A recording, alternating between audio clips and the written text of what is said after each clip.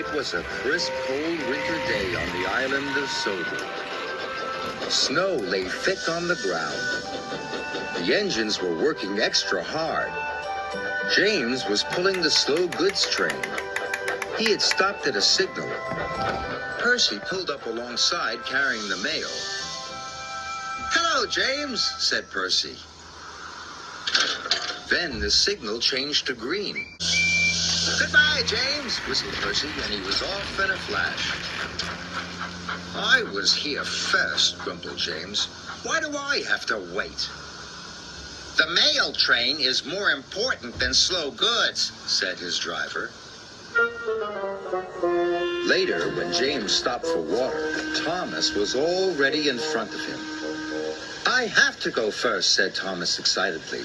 "I am a guaranteed connection." "Everyone has a more important job than me," grumbled James.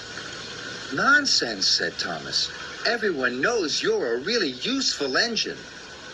But James wanted to be an important engine, too. Later that day, Sir Topham Hatt came to see James. "You must take coal to all the stations on the island," he boomed. "If the fires in the waiting room go out, the passengers will get cold and complain." "It is a very important job," he added. "You can rely on me, sir," said James proudly. Sir Topham Hatt left. James was excited. "An important job," he said happily. Sniffed Gordon. "It's only a load of coal after all." "Nonsense," snorted James. "I am going to keep the passengers warm. What could be more important than that?" And he whisked over to the water tower.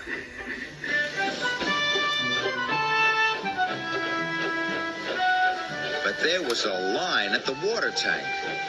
"Come on," he steamed impatiently. "I have an important job to do." "Wait your turn, bossy boiler," said Thomas. James felt too important to wait, so he didn't. James rushed to the coaling station. He met Edward waiting at a junction. Edward was looking bothered. He had too many jobs and he was feeling puffed out. "Can you take these slate cars to the quarry?" Edward asked. "Sorry, Edward, but I can't," puffed James. "I've got the most important job on the island." And he chuffed grandly away.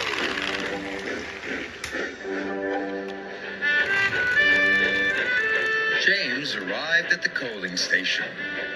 He buffered up to the coal cars and was on his way.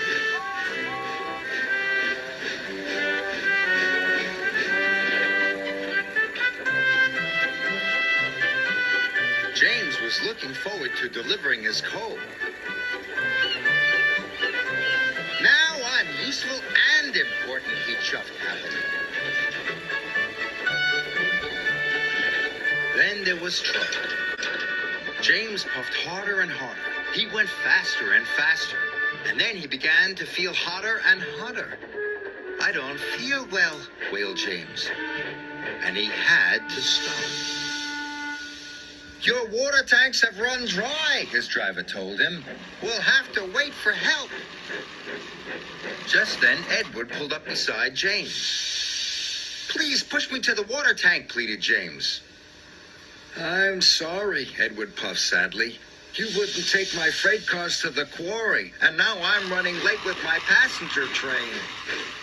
And Edward steamed away.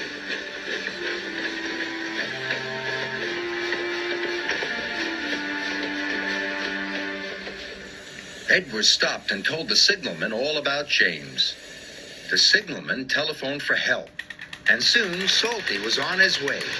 He pulled up alongside James. "Why didn't you fill up with water this morning, matey?"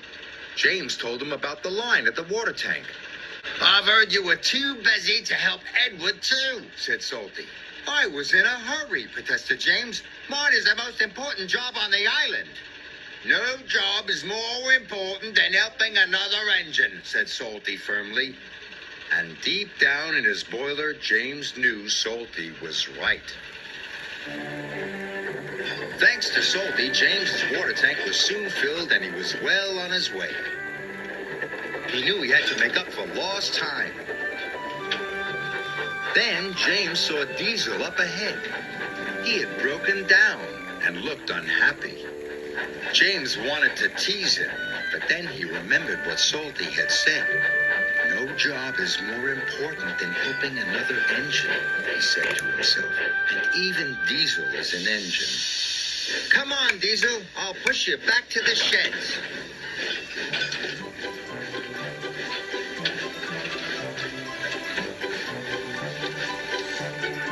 Pushing Diesel and pulling freight cars was hard work. At last, James got Diesel to the repair yard, but he still had to deliver his coal.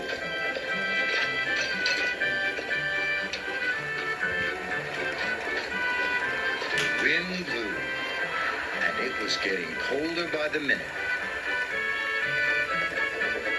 James steamed all over the island, delivering coal to the station waiting rooms. Everyone was pleased to see James. Thanks to him, they were all kept toasty warm.